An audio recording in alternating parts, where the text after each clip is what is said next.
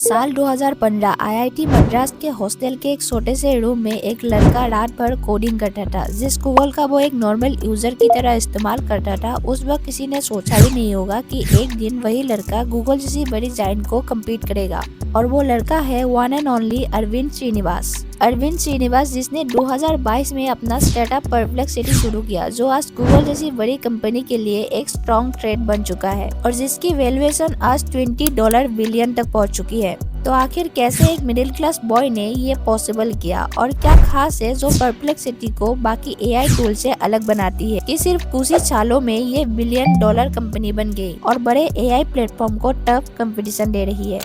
अरविंद श्रीनिवास जो चेन्नई के एक सिंपल मिडिल क्लास फैमिली से बिलोंग करते हैं और स्कूल कंप्लीट करने के बाद वो आईआईटी मद्रास पहुंचे, जहां उन्होंने इलेक्ट्रिकल इंजीनियरिंग अलर्ट हुई। जहां एक तरफ उनकी फ्रेंड्स अपनी कॉलेज लाइफ एंजॉय कर रहे थे और वहीं दूसरी तरफ अरविंद मशीन को इंटेलिजेंटली थिंक करवाना सिखा रहे थे और उस समय उन्हें मशीन लर्निंग का एग्जैक्ट मतलब भी नहीं पता था। फिर भी उन्होंने एक एमएल कंपटीशन में पार्टिसिपेट किया और ऑलमोस्ट बिना प्रिपरेशन के ही उन्होंने विन कर लिया और यही वो टर्निंग पॉइंट था जिसने उनकी डायरेक्शन क्लियर कर दी थी। इसके बाद 2017 में हायर स्टडी के लिए अरविंद यूजी बर्कली गए और इसी दौरान 2018 और 2019 में उन्होंने ओपन एआई, गूगल ब्रेन और डीप माइंड में इंटर्नशिप भी की और यही अरविंद को क्लियरिटी मिल गई कि परफेक्ट सर्च का फ्यूचर एडवांस एआई में ही है। और फिर नवंबर 2022 में जब इंटरनेट का मतलब ज्यादातर लोगों के लिए सिर्फ गूगल था और तभी लॉन्च हुआ ChatGPT और पूरा डिजिटल लर्न से बदल गई और लोगों ने पहली बार एक्सपीरियंस किया कि कंप्यूटर सिर्फ आंसर ही नहीं देती है बल्कि कॉन्टेक्स्ट, लैंग्वेज और यूजर इंटेंट को भी समझकर आंसर प्रोवाइड करती है।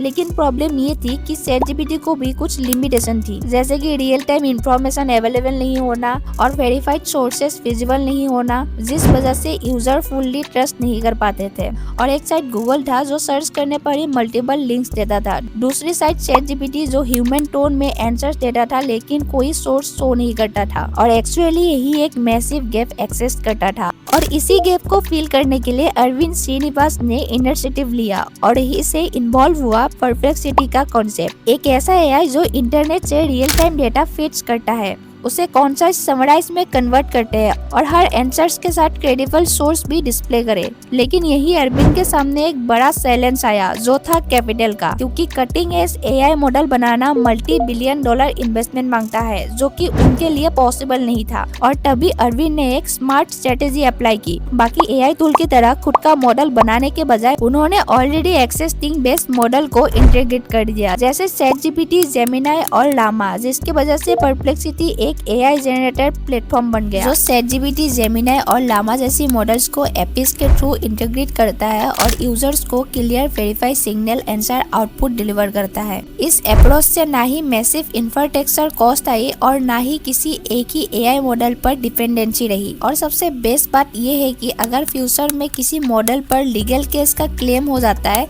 तो परप्लेक्सिटी उस मॉडल को रिप्लेस करके नया मॉडल इंटीग्रेट भी कर सकता है। सो अब अरविंद का एआई बिल्कुल रेडी था, लेकिन बारी थी उसे लॉन्च करने की। ये उनकी लाइफ का पहला स्टार्टअप था और वो भी उस फील्ड में जहां पहले से ही गूगल और ओपन एआई जैसी बड़ी जायंट मौजूद थे।